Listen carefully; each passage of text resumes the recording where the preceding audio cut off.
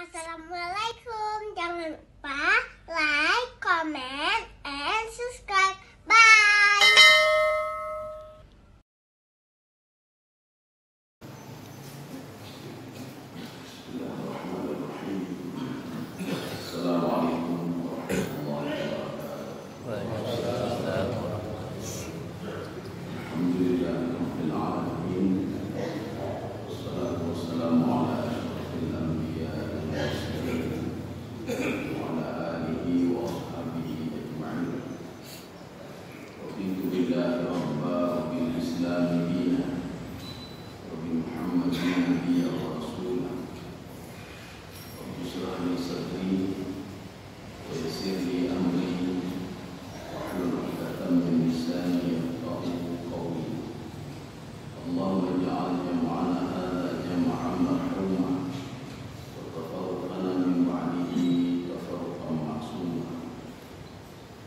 Muslimin dan muslimat sidang jamaah subuh yang dirahmati Allah.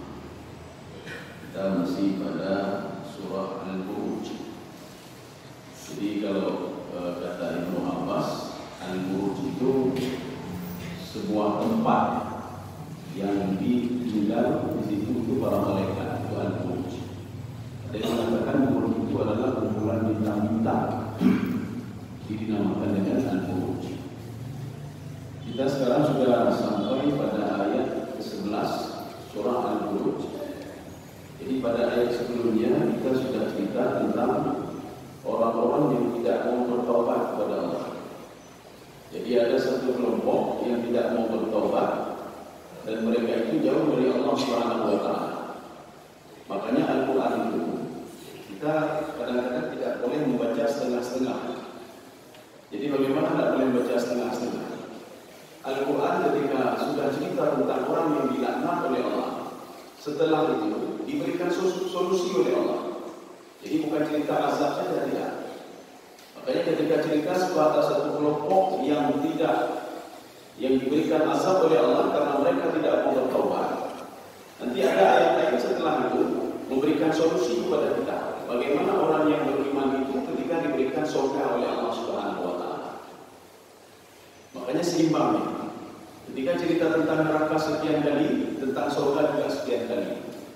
Ketika Allah cerita tentang angin itu di dalam bahasa Arab itu ada ariyahu, ada ariyahu. Ariyahu itu dalam bentuk mufrad, ariyahu dalam bentuk jamak. Tapi penyebutannya hampir sama dalam Al-Quran. Apa bedanya? Ketika disebutkan ariyahu di dalam Al-Quran, itu angin balai. Jadi angin untuk menghancurkan. Tapi ketika disebutkan ar-riyahu lawaqiha dalam Al-Quran itu angin rahmat. Jadi mendatangkan keberkahan. Kaum muslimin sedang dimana dalam hati Allah. Jadi begitu pula ini pada ayat ke-11 ini Allah Subhanahu wa taala ini merupakan ketika sudah cerita tentang azab, ini ayat 11 ini cerita tentang nikmat. A'udzu billahi minasyaitonir rajim. Bismillahirrahmanirrahim. Innal ladzina amanu wa 'amilus shalihat. Jadi inna ini kalau di dalam bahasanya Imam Ibnu Asyur dalam tafsir beliau itu lil isbat. Isbat itu apa? Untuk menguatkan. Di dalam Al-Qur'an, dalam kitab Al-Bayan fi 'addi ayatil Qur'an yang dikarang oleh Syekh Al-Andalusi, beliau mengatakan jumlah ayat Al-Quran itu 6.236 ayat. Dari 6.236 ayat, 1.900 sekian ayat itu dimulai dengan inna. Maknanya apa? Ada sepertiga ayat Al-Quran yang hampir tidak diakui oleh manusia dan manusia harus ragu. Karena ragu-ragu terhadap ayat itu, maka ayat itu selalu dimulai dengan inna. Maka ada 1.960 sekian ayat yang dimulai dengan inna. Ini artinya apa? Isbat. Untuk mengisbatkan, meyakinkan manusia kalau ini benar. Karena ada orang yang yakin, apa betul hari kiamat itu? Apa betul surga dan neraka itu? Maka diyakinkan oleh Allah Subhanahu wa taala, innal ladzina amanu. Sesungguhnya orang-orang yang beriman. Iman yang bagaimana? Di dalam tafsir As-Sa'di apa kata beliau? Al-imanu bi afwahihim wa qulubihim. Jadi iman itu dengan mulut dan dengan hati. Bahkan Syekh Asy-Syafi'i mengatakan al-iman bi afwahih wa bil qulubi wa bil jawarih. Jadi kalau ingin melihat orang beriman, lihatlah perkataannya. Menyoyi menak tapi ragu dari orang beriman. Kalau selalu ngomong macam-macam orang lain, demenak orang lain, berarti perlu kita ragukan keimanannya. Apalagi kalau hatinya itu ragu kepada orang lain, ragu kepada Allah, ragu kepada pahala yang diberikan oleh Allah, kita perlu ragu juga keimanan dia. Begitu juga kalau tingkah lakunya. Ini kalau kata Syekh Asy-Syafi'i, bukan Asy-Syafi'i saja, tapi di dalam tafsir Al-Qurtubi, Imam Al-Qurtubi mengatakan dalam tafsir beliau, iman itu bukan dari mulut dan hati saja, tetapi apa? Dari pergerakan anggota tubuhnya.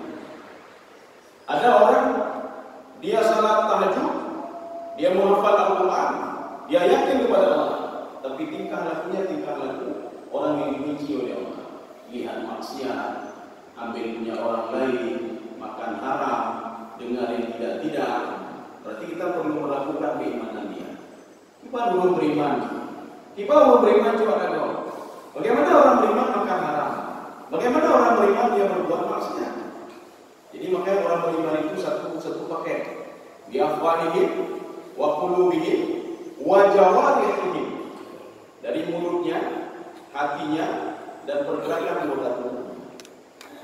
Kaum muslimin sedang dimanggil. Maka kata Imam Al-Ghazali, kalau kalian ingin mengetahui bagaimana hati seorang itu, lihatlah pergerakan anggota tubuhnya. Jadi pergerakan anggota tubuhnya itu namanya menyeleweng. Artinya apa? Hatinya juga seperti itu, tidak jauh dari itu kata Imam Al-Ghazali. Kaum muslimin sedang dimanggil. Makanya amalu selalu dibarengi dengan wa amilus shalihat. Orang yang beriman dan beramal saleh. Itu amal saleh itu bagaimana amal saleh itu? Jadi makanya Fudail bin Iyad itu di dalam kitab beliau apa kata beliau?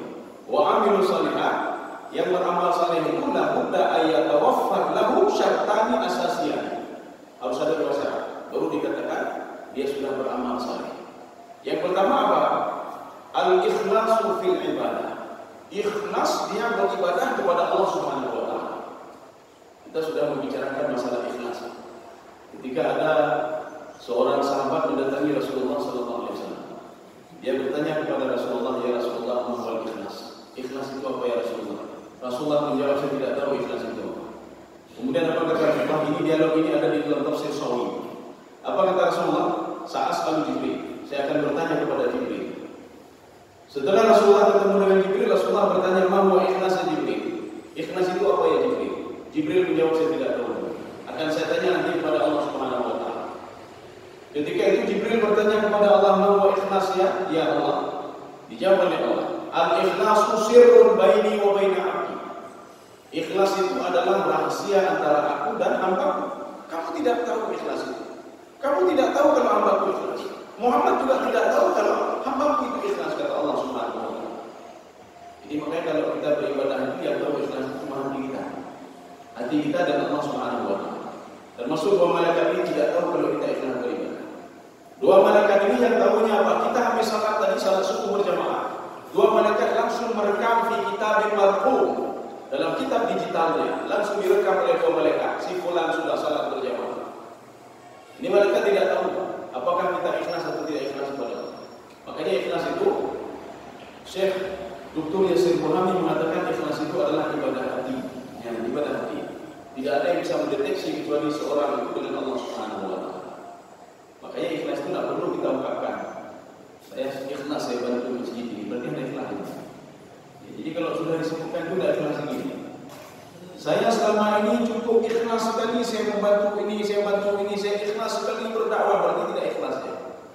Kalau sudah disebutkan dia mana? Karena apa? Ikhlas itu bukan ibadah zahiri, tapi ikhlas itu adalah ibadah batini. Ini yang syarat yang pertama. Ibadah kita apapun ibadah kita. Kalau tidak ikhlas karena Allah Subhanahu wa taala. Jadi ikhlas itu dikaitkan juga oleh Ibnu Qayyim al-Jauzi, dikaitkan juga oleh Ibnu Taimiyah. Ikhlas itu kenikmatan dalam beribadah. Ya.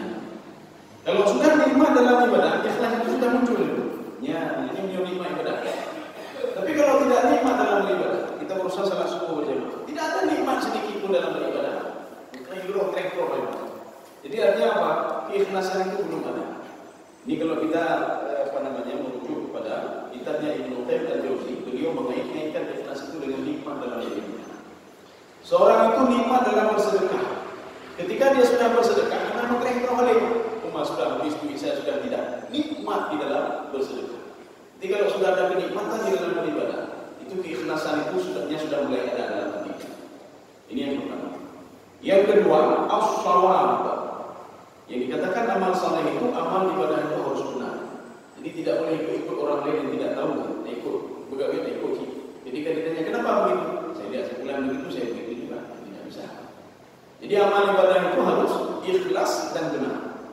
Maka kalau ikhlas saja tidak benar, jadi kata Fudail bin Iyad, fa amaluhu mardud, amalnya ditolak oleh Allah. Kalau amalnya sudah benar tapi tidak ikhlas, amalnya juga ditolak oleh Allah Subhanahu wa taala. Jadi kita berangkat dari rumah ke masjid ikhlas karena Allah, kita nikmati ibadah. Tapi ibadah yang kita lakukan tidak benar. Jadi bacaannya tidak benar, semua tidak benar.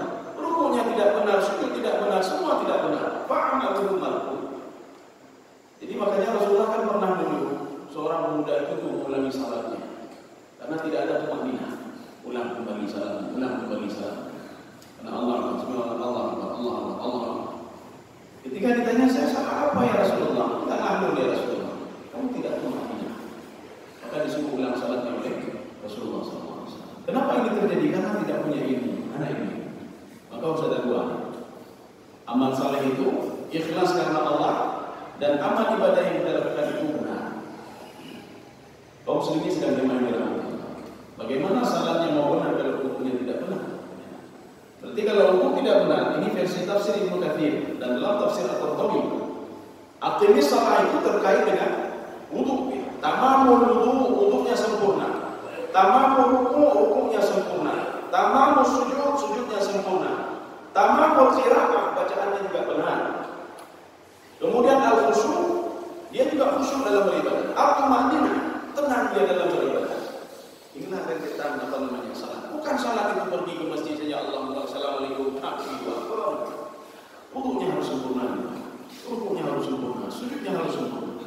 Makanya dibutuhkan doa kita belajar. Namun kau sedemikian sekali mana? Berarti orang yang ini yang beriman dan beramal saleh, orang yang seperti ini lahu jannatun tajri min tahtihal anhar. Mereka dapat surga. Kenapa kalimatnya jamak? Kenapa lahum jannat? Jannat itu adalah bentuk jamak, bentuk banyak. Padahal surga tidak mungkin satu orang masuk banyak surga. Jadi surga itu kalau versi tafsir Imam Al-Baydawi, surga itu sab'atu abwabin. Ada 7 pintu. Surga itu 7 pintu. Maka neraka juga 7 pintu.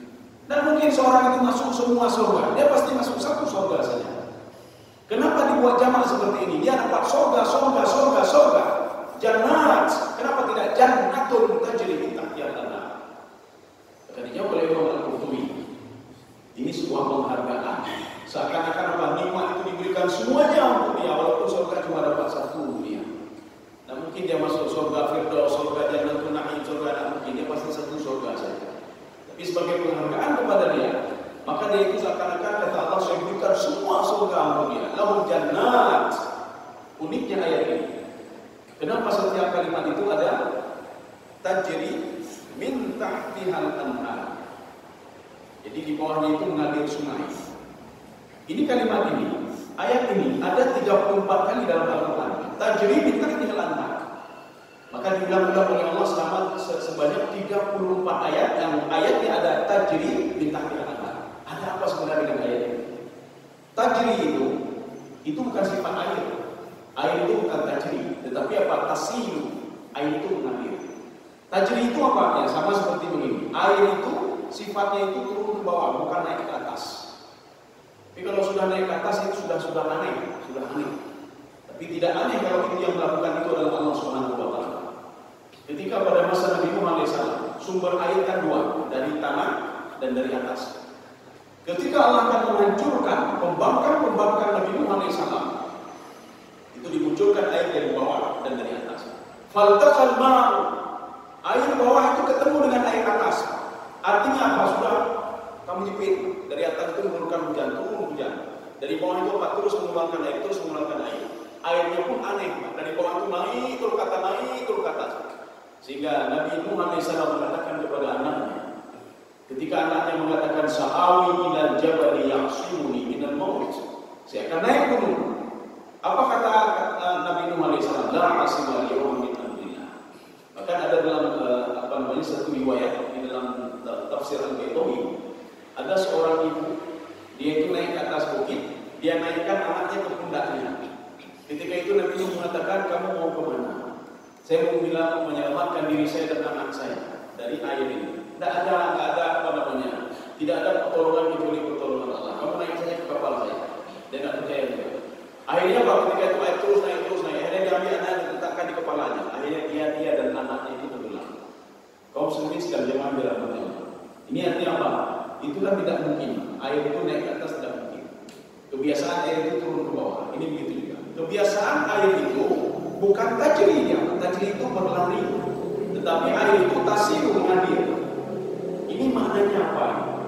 Maka di dalam tafsir Ibnu Ashur, dalam tafsir Imam Zamakhsyari, beliau menyikapi makna fi'il mudhari' di sini maknanya apa? Air sungai itu saking kencangnya dia berlari, dia berubah-ubah warnanya.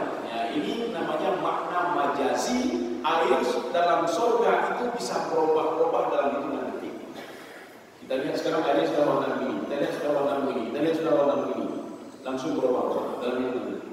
Memang tidak masuk akal. Sebagaimana tidak masuk akal air itu bisa naik terus ke atas, naik ke atas gunung, naik terus ke atas. Sebagaimana Allah Subhanahu wa taala mengirim tsunami kepada kaum Sabah di Yaman. Yaman kalau kita lihat geografisnya Yaman itu sangat strategis sekali. Yaman itu kan di antara laut Laut Merah, di sampingnya itu Laut Arabik Sea. Secara logika saja, secara geografisnya tidak mungkin air itu bisa naik ke atas laut itu. Kenapa? Karena masyarakat Yaman tinggal di dalam tengah-tengah lembah-lembah, tidak mungkin naik.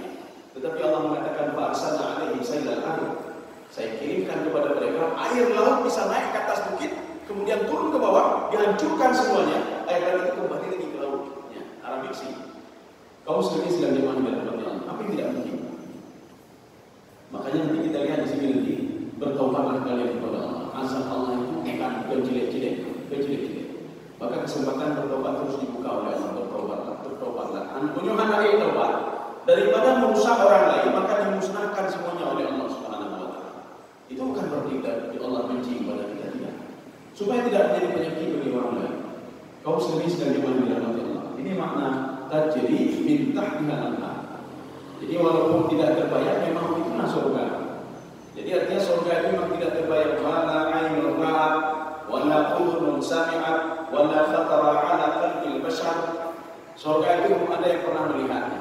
Tidak bisa digambarkan. Oh surga begini-begini, tidak bisa. Oh surga itu tidak ada yang pernah mendengarnya. Surga itu belum pernah ada yang terbayang oleh hati kita. Maka kalau ada yang mengatakan menurut saya surga begini, berarti bukan surga. Ya. Oh surga yang berarti karena sudah terbayang. Ini cuma diberikan gambaran saja oleh Allah Subhanahu wa taala. Maka untuk lebih mudah memahaminya, tajri min tahtihal anhar, di bawah surga itu mengalir air. Jadi makna mengalir ini apa? Ini makna majazi. Artinya air itu air di dalam surga dalam hitungan detik berubah-ubah. Jadi ini sudah warna begini, sudah lain lagi. Sebagaimana Rasulullah SAW pernah melihat telaga Al-Kautsar. Telaga Al-Kautsar itu yang disebutkan di dalam Al-Quran, Inna a'tayna kal kautsar fasalli li rabbika wanhar. Ibnu Abbas di dalam tafsir beliau, itulah uniknya tafsir Ibnu Abbas. Ibnu Abbas tafsirnya tidak begitu tebal, segini tebalnya tafsir Ibnu Abbas. Tetapi itu ayat-ayat pilihan. Jadi tidak semua surah Al-Baqarah ditafsirkan oleh Ibnu Abbas, hanya ayat-ayat pilihan-pilihan saja, termasuk di dalam surah Al-Kautsar. Yang ditafsirkan oleh Ibnu Abbas, apa kata Ibnu Abbas? Ahwa qabla al-hisab am ba'da al-hisab, kata Ibnu Abbas. Apakah telaga Al-Kautsar itu diberikan kepada orang-orang mukmin setelah dihisab oleh Allah? Setelah dihisab, kamu ini amal ibadah kamu diterima, ini diterima, kemudian diberikan telaga Al-Kautsar, atau sebelum dihisab, ketika dibangkitkan, Bu'thira ma fil qubur, dibangkitkan di kubur, kemudian diberikan telaga Al-Kautsar sebagai tempat untuk menunggu bagaimana dihisab oleh Allah. Dijawab oleh Ibnu Abbas. Pendapat ini bukan Ibnu Abbas saja, ada beberapa penafsir lain yang setuju dengan Ibnu Abbas. Ibnu Abbas mengatakan, Kautsar itu sebuah telaga yang diberikan oleh Allah qabla al-hisab, sebelum seorang itu dihisab oleh Allah Subhanahu wa taala. Makanya ketika dibangkitkan di padang mahsyar, ketika mau dihisab oleh Allah, maka ada sahabat bertanya, ya Rasulullah, khamsina, ada di ayat khamsina al-fasanah, itu ditafsirkan sebagian penafsir itu 50.000 tahun itu. Ketika seorang menunggu juga 50.000 tahun lamanya di padang mahsyar. Makanya sahabat bertanya, ma'at wala hadza ya Rasulullah. Waktu itu panjang sekali ya Rasulullah. Apa jawab Rasulullah sampai tersebut? Tidak, bagi orang yang beriman. Orang yang beriman itu kan tirari salawatil khams. Mereka menunggu dihisab oleh Allah itu bukan 50.000 tahun, itu waktu panjang sekali. Itu bukan untuk orang yang beriman. Orang yang beriman itu seperti menunggu waktu salat 5 waktu. Kita selesai salat subuh, kita duduk menunggu waktu zuhur, sudah masuk zuhur. Dari zuhur kita menunggu asar, sudah masuk waktu asar. Begitulah orang mukmin menunggu dia itu dihisab oleh Allah Subhanahu wa taala. Maka sambil menunggu, mereka dimasukkan ke dalam telaga Al-Kautsar yang dikawal oleh 70.000 malaikat. Ini dalam versi tafsir Ibnu Abbas. Maka ketika itu mereka dipakaikan baju semuanya, dimasukkan ke dalam telaga Al-Kautsar. Kaum muslimin sedang jamaah yang dirahmati Allah. Dzalikal fawzul kabir. Ya. Fawzul itu kemenangan. Kalau kita ini habis bulan Ramadan, la'allakum tattaqun. Ada yang mengatakan tattaqun itu fitrah, ada yang mengatakan ridha, ada yang mengatakan tidak berbuat maksiat lagi. Walaupun nanti istilah kenal tidak boleh naruh kunci matinya. Jadi makanya ada yang mengatakan juga apa? Kemenangan. Sudah bulan Ramadan kemenangan. Tetapi kemenangan yang paling besar itu ketika seorang dimasukkan ke dalam surga. Makanya kita bengong-bengong dengan marah-marah. Ketika di dunia diberikan nikmat sedikit oleh Allah, bengong-bengong. Itu nikmat selanjutnya disimpan oleh Allah. Bukan Allah zalim, tidak. Itu bagian Allah Taala yang belum nikmat betul hal ini. Tsumma tuwaffawna ujurakum yaumal qiyamah. Itu pahala kalian kata Allah. Akan saya berikan lagi, saya sempurnakan lagi kata Allah. Itu makna tsumma. Kalau kita merujuk ke dalam tafsir Ibnu Abbas, tsumma yadullu ala tabaqudil ahwal. Waktunya masih panjang sekali. Masih panjang sekali. Artinya diberikan sedikit oleh Allah, sedikit oleh Allah, sedikit oleh Allah. Tsumma tuwaffawna ujurakum yaumal qiyamah. Nanti ketika hari kiamat itu disempurnakan lagi pahala kalian, diberikan lagi, diberikan lagi. Maka di dalam tafsir Al-Qurtubi yang dikatakan hari kiamat itu, kita biasanya kalau terbayang kiamat itu apa? Kiamat itu tiupan sangkakala yang pertama, atau kiamat itu berdiri di padang mahsyar, atau kiamat itu pas setelah seorang masuk ke dalam surga dan neraka. Tapi kata apa kata Imam Al-Qurtubi? Yang dikatakan kiamat itu permulaan kiamat ketika seorang itu berpisah roh dengan tubuhnya, yang mulai kiamat. Makanya ketika kita masuk ke alam barzakh, tsumma tuwaffawna ujurakum yaumal qiyamah. Maka pahala-pahala nikmat itu disempurnakan lagi. Kalau dulu di dunia cuma diberikan 0, sekian persen. Ketika di padang alam barzakh diberikan sedikit lagi ini pahalanya. Tsumma tuwaffawna ujurakum yaumal qiyamah. Ini juga dibuktikan dengan surah Al-Waqiah. Farauhun wa raihanun wa jannatun na'im. Sekarang waktunya untuk istirahat. Farauhun, waktu untuk istirahat. Maka kematian itu bukan habis, ini tidak. Waktu untuk beristirahat. Farauhun wa raihan. Raihan itu apa? Untuk dapat diberikan pahala oleh Allah, disempurnakan pahala oleh Allah Subhanahu wa taala. Makanya nikmatnya alam barzakh itu melebihi nikmatnya dunia yang diberikan oleh Allah Subhanahu wa taala. Maka seorang ketika dia meninggal dunia itu sudah mulai disempurnakan nikmat oleh Allah. Dulu di dunia 0,sekian persen. Ketika dia alam barzakh diberikan lagi sekian persen. Ketika dibangkitkan di padang mahsyar diberikan lagi sekian persen.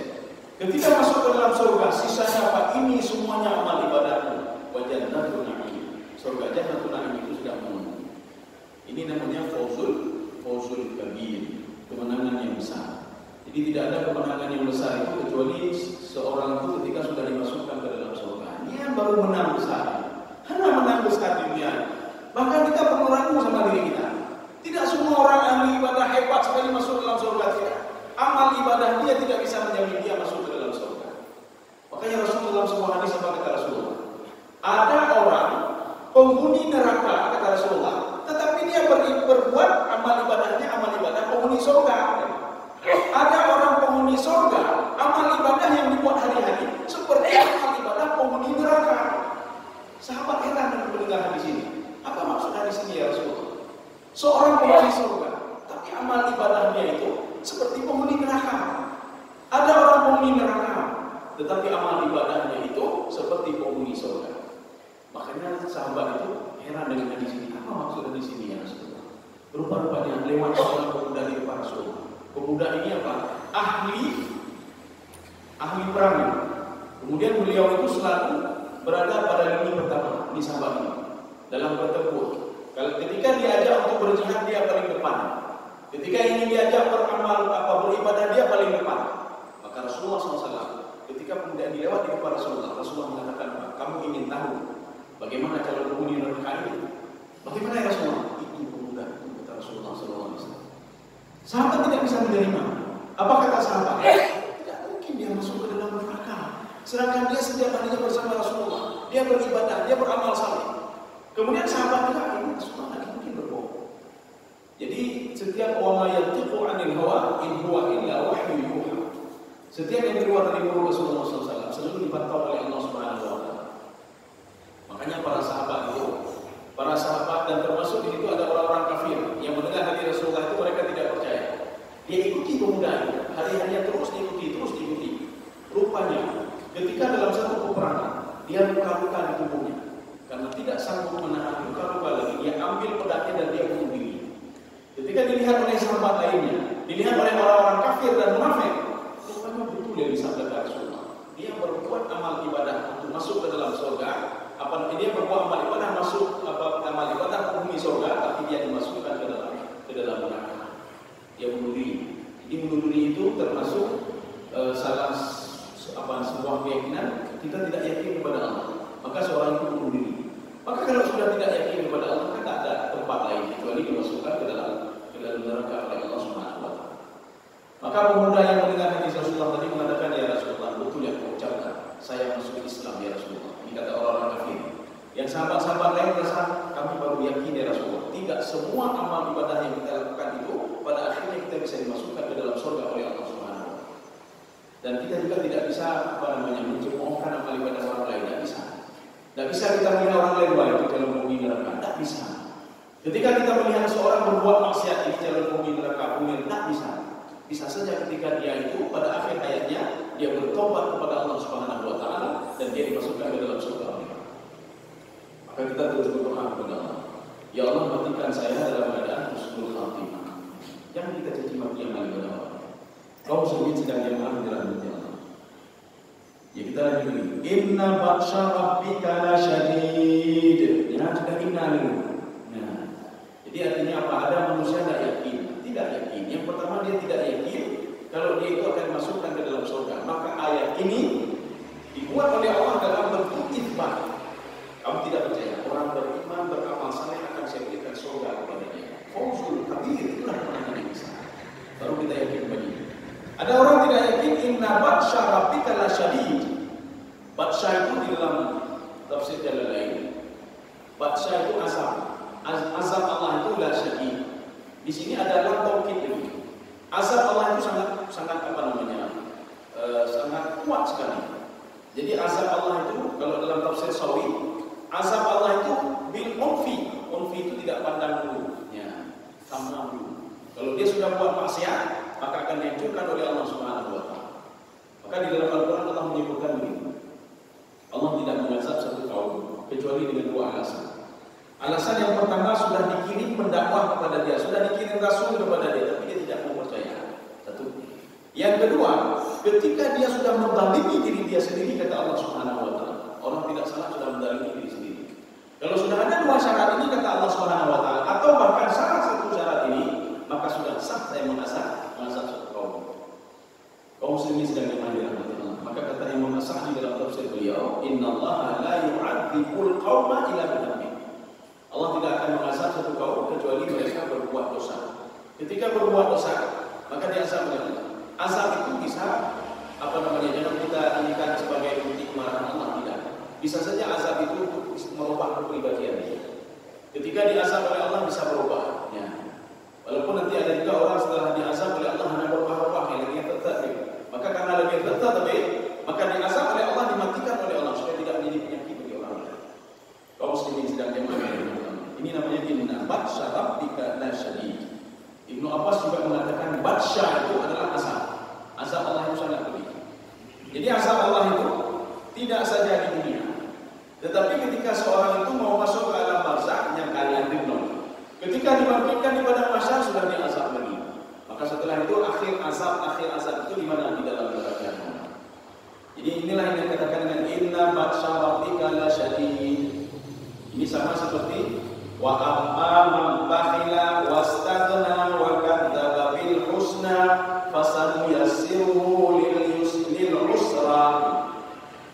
Jadi kalau ada orang bakhil dan tidak butuh lagi kepada Allah Subhanahu wa taala dan dia tidak yakin kepada Allah Subhanahu wa taala, fasanuyassiruhu lil usra. Fa ini fa mudawamah namanya. Arti mudawamah terus dia. Dia diberikan kesusahan oleh Allah. Di dunia susah. Dia orang bakhil, maka dia tahu bakhil. Ada orang bakhil yang senang hatinya, ada. Orang yang bakhil itu selalu susah, tidak pernah tenang dulu. Kenapa? Allah sudah berjanji.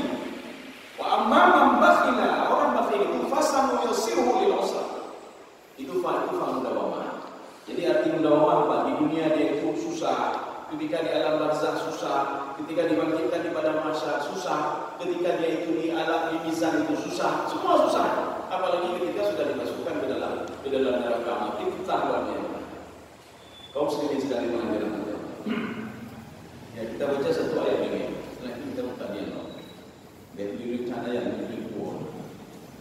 Jadi 3 ayat saja. Jadi satu ayat lagi. Ya, ini inna lagi, maksudnya inna lagi. Innahu huwa yubdi wa yu'id. Jadi yubdi itu kalau di dalam bahasa nahwu itu mubtada namanya. Ada mubtada, ada khabar. Mubtada itu apa? Mubtada itu di awal kalimat. Tidak ada yang di awal dari mubtada ada kalimat. Ya, tidak ada di awal mubtada. Ini namanya yubdi. Yubdi itu berasal dari kalimat abda'a yubdi. Kalau bada'a dia muncul sendirinya. Kalau abda'a dimunculkan oleh Allah, diciptakan oleh Allah. Makanya yubdi yang menjadikan kamu itu adalah Allah. Yang membuat kamu seperti ini adalah Allah. Memberikan rezeki kepada kamu adalah Allah. Innahu huwa yubdi wa yu'id. Dan yang mengembalikan kepada kematian itu juga Allah. Yang mengambil hartamu itu juga Allah. Sekarang hartamu banyak itu dari Allah. Ketika itu nanti yang mengambil lagi hartamu juga Allah Subhanahu wa taala. Inilah yang Allah katakan di dalam Al-Qur'an itu. Alladzi khalaqal mauta wal hayata liyabluwakum, yang menciptakan kematian. Rupanya kematian itu makhluk juga apa?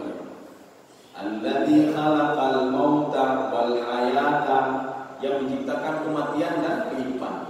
Maka ada 2 kelompok penafsir yang berbeda pandangan, sudut pandang terhadap ayat ini.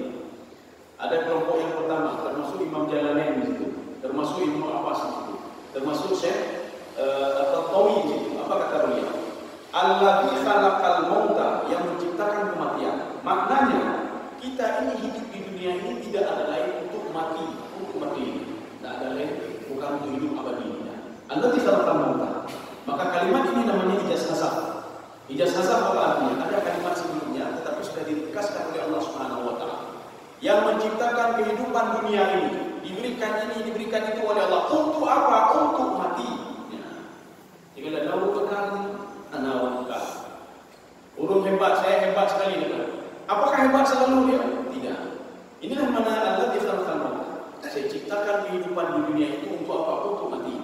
Maka karena kita ini untuk mati, nyuruh untuk mati, maka persiapkanlah hidup setelah mati. Allah dikatakan mauta wal hayata, dan Allah menciptakan kehidupan. Jadi arti kehidupan itu apa? Kalau tadi Allah menciptakan kematian untuk hidup, ini Allah ciptakan hidup untuk apa nih? Kematian apa? Hidup itu untuk mati. Mati itu apa? Untuk hidup kembali. Jadi makanya kita ini dimatikan oleh Allah ketika tiupan sangkakala yang pertama. Untuk apa? Untuk dihidupkan kembali oleh Allah ketika tiupan sangkakala yang kedua. Maka di dalam tafsir Sawi, bukan Sawi saja, dalam tafsir Jalalain, bahkan ada satu penafsir lagi. Apa kata beliau? Al-masafah baina nafkhatul ula wa nafkhatul thaniyah 40 Jarak antara tiupan sangkakala yang pertama dengan tiupan sangkakala yang kedua itu jaraknya 40 tahun namanya. 40 tahun. 40 tahun kalau di dalam riwayat itu bicara tentang apa itu namanya nilai, bicara tentang jumlah, itu berarti cerita akhirat semua. Jadi bukan cerita dunia. Jadi makanya 60-40 tahun berarti kali saja 1000 tahun kalau yang dikatakan ka'al fisanat 5 tahun berarti 40.000 tahun. Artinya apa? Kehidupan kita di dunia ini tidak sebanding dengan kehidupan setelah kita mati. Setelah kita mati itu kehidupan itu panjang sekali. Dunia kayak masa sebentar. Yang di dalam kandungan itu lebih ringkas lagi. Maka kehidupan yang paling singkat itu adalah kehidupan di dalam rahim. Apakah seorang itu di dalam rahim selamanya? Tidak. Dia akan keluar dari rahimnya. Ada yang 6 bulan, bahkan ada yang sebulan, kayak begini. Artinya dia tidak ada nyawa. Ada yang 4 bulan, ada yang sekian bulan, ada yang 9 bulan. Di dalam Al-Quran dikatakan 9 bulan. Tidak selamanya seorang di dalam rahim. Begitu pula tidak selamanya seorang itu berada di dunia ini. Ada selamanya dia akan keluar dari dunia ini. Sebagaimana seorang itu akan keluar, bayi itu keluar dari rahim ibu. Tidak mungkin dia selama-lamanya dalam rahim ibu. Makanya kehidupan paling ringkas itu, paling singkat itu adalah kehidupan di dalam rahim. Ini yang pertama. Yang kedua yang paling singkat itu di dunia. Nyata di dunia. Makanya kehidupan setelah itu nyata baru kehidupan alam barzakh. Sampai sekarang Nabi Adam belum bangkit ini. Coba kita lihat berapa puluh ribu tahun sudah beliau tertidur terus. Kemudian setelah itu juga Nabi Adam, Nabi Nuh, Nabi Saleh, Nabi Hud dan terus selanjutnya Nabi Muhammad SAW. Makanya dalam tafsir Al-Qurtubi apa kata beliau? Orang yang meninggal itu kan naim, seperti orang tertidur. Dia tidak tahu sudah berapa lama dia tidur. Ketika dibangkitkan semua di padang mahsyar nanti ketika tiupan sangkakala yang kedua, yang tidurnya baru 1 tahun sama juga seperti baru tidur. Yang tidurnya sudah ribuan tahun sama juga seperti tidur 1 hari saja. Yang tidurnya sudah miliaran tahun tidurnya sama seperti orang yang baru tidur 1 jam saja. Sama. Ini seperti Ashabul Kahfi. Mereka padahal tidurnya sudah salasumi'atin wasdadu tis'ah 309 tahun lamanya. Ketika ditanya kam labistum, berapa hari sudah tinggal? Labisna yawman aw ba'da yawm. Kami cuma 1 hari dan beberapa hari. Padahal sudah 309 tahun lamanya. Nabi Musa juga demikian. Jadi yang ayat saya bacakan tadi. Ketika ditanya oleh kam labista, berapa hari sudah kamu tinggal? Yawm aw ba'da yawm. Kata Allah ini, kamu sudah tidur mi'ata am 100 tahun lamanya. Artinya orang yang meninggal itu hanya hedro, hanya hedro kalau sudah tidur miliaran tahun kita. Makanya waktu yang paling panjang itu salah satunya apa di padang mahsyar. Dan nanti yang abadi itu ketika manusia dibangkitkan pada mahsyar itu, apakah dimasukkan ke dalam surga? Apakah diabadi di dalam surga atau diabadi di dalam neraka? Kaum muslimin sekalian yang ini makna yu'id. Innahu huwa yubdi huwa yu'id. Yubdi itu ada yang menafsirkan begini. Ada biji-bijian yang sudah mati, ya, biji-bijian yang sudah berapa tahun lamanya, ratusan tahun boleh, hanya mengangkat boleh. Biji mangga itu setelah berapa tahun kita simpan. Setelah itu kita kasih kepada anak kita, disimpan lagi ya, kasih lagi kepada cucu kita, simpan lagi ya. Setelah 100 tahun lamanya biji itu, coba masukkan ke dalam tanah kita, coba siram biji itu. Ketika disiram biji itu akan tumbuh kembali. Wa yubdi wa yu'id. Yang mengembalikan dia itu dari yang mati menjadi hidup kembali kata Allah adalah Allah Subhanahu wa taala. Jadi yubdi wa yu'id. Setelah tumbuh-tumbuhan itu tumbuh, wa yu'id, dan yang membuat dia itu mati kembali kepada semula adalah saya juga kata Allah Subhanahu wa taala. Yang begitu juga kita hidup diberikan roh oleh Allah. Kita juga mati ditarik kembali roh oleh Allah. Maka itu betul kami paham atau itu betul jadi macam itu. Itu betul juga macam-macam. Sekarang kita introspeksi diri saja dulu. Apalagi ini bulan Syawal. Kita introspeksi diri apakah saya sudah mudawamah. Makanya makna la'alakum tattaqun itu saya lebih condong kepada tafsir Ibnu Abbas. Apa kata Ibnu Abbas? Tattaqun itu artinya menikmati ibadah. Tattaqun itu ibadah. Setelah Ramadan ini kita dididik oleh Allah untuk menikmati semua ibadah yang kita lakukan. Kita salat nikmat ibadah salat. Kita berinfak nikmat infak. Kita ngomong-ngomong nikmat ngomong-ngomong. Jadi hendak juga. Kita berbuat ini nikmat, semua nikmat dilakukan. Inilah la'alakum tattaqun. La'alakum tattaqun. Kita ridha melakukan segala perbuatan yang diwajibkan oleh Allah Subhanahu wa taala. Mungkin ada yang ingin ditanyakan, kami persilakan. Insyaallah kalau ada yang kita lanjut lagi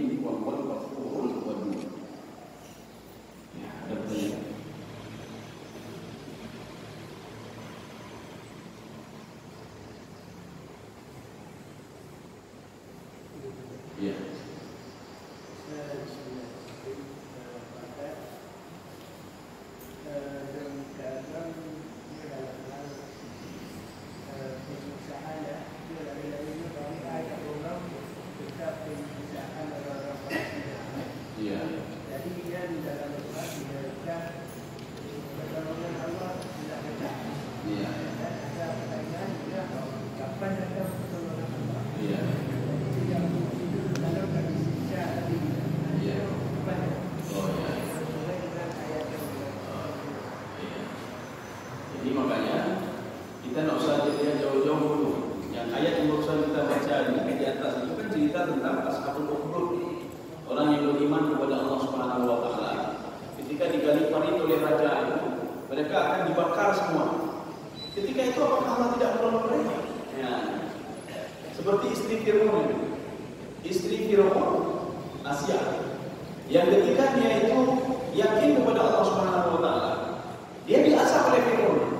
Dia ambil batu besar, diletakkan di dadanya.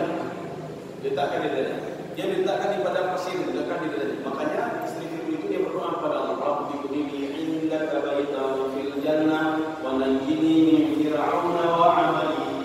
Dia berdoa kepada Allah. Apakah Allah tidak menolong Asia waktu itu? Maka di sini muncul beberapa tafsiran. Dalam tafsir Sa'di, itu sebelum batu itu mengenai jasad tubuh manusia, itu malaikat Jibril sudah menunggu di situ. Para malaikat yang termasuk Jibril dan malaikat Israel sudah menunggu di situ untuk mencabut nyawanya Asia. Jadi makanya Asia itu tidak merasai azab yang diberikan kepada dia tadi. Termasuk cerita Ashabul Ukhdud di ayat berapa yang sudah kita pelajari ini. Sebelum seorang itu melompat, memang ada 77 orang. Ada yang mengatakan 70 orang yang akan dibakar oleh raja waktu itu. Jadi di tengah-tengah itu sudah dibakar api. Jadi masing-masing lompat, disuruh lompat. Berarti kalau tidak mau di situ disuruh pilihan. Kalau tidak mau lompat, berarti kamu sudah yakin kembali kepada agama. Tapi kalau lompat, berarti kamu mau menerima azab kata raja tadi. Akhirnya seorang ibu itu ketika dia menggendong bayinya bisa ngomong. Ya, kata bayinya, kata khafi, jangan takut wahai ibu. Janji Allah itu lebih besar lagi. Jangan pernah takut pada api ini. Akhirnya ibunya tersenyum. Di dalam riwayat itu disebutkan, ibu dan bayi ini dicabut nyawanya sebelum dia kena api tadi. Kita jangan salah, makanya kita setiap ini kita harus husnuzan terlalu. Oh Allah begini, oh sebab begini. Oh Allah begini sebab begini. Husnuzan terlalu. Makanya ada yang bertanya kepada saya begini, kenapa Yahudi itu tidak dihancurkan saja oleh Allah? Yahudi kan yang kelompok. Kenapa tidak seperti Fir'aun dibalik Ka'bah itu? Ya. Kalau seandainya dibalik semuanya, ya, ini sama seperti pertanyaan ini. Kenapa Abu Lahab itu? Abu Lahab, Abu Jahal, Abu Lahab ini? Kenapa tidak dihancurkan saja oleh Allah Subhanahu Wa Taala? Kalau tidak ada Abu Lahab, maka tidak ada pertolongan Rasulullah. Ya. Kalau tidak ada Abu Jahal, tidak ada orang yang menolong Rasulullah dan mereka tidak akan pergi hijrah. Maka adanya Abu Lahab dan Abu Jahal. Jadi makanya kalau tidak ada mungkin orang-orang Yahudi, orang Palestina itu tidak akan tekun untuk menghafal Al-Quran. Ya. Tidak ada tantangan lagi. Jadi makanya kalau tidak ada mereka, tidak ada lagi jihad. Jihad ada lewat.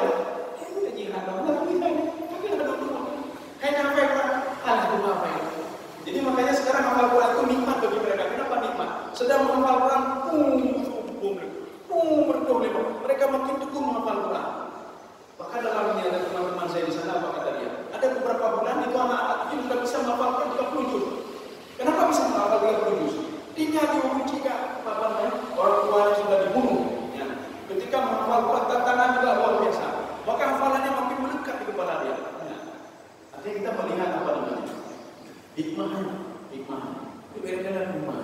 Allah macam betul Allahnya Palestina. Jadi artinya ini membuka kesempatan untuk orang Palestina. Ya. Mereka itu menghafal Quran kan luar biasa. Di Gaza itu menghafal Quran. Makin dibunuh menghafalkan makin muncul lagi.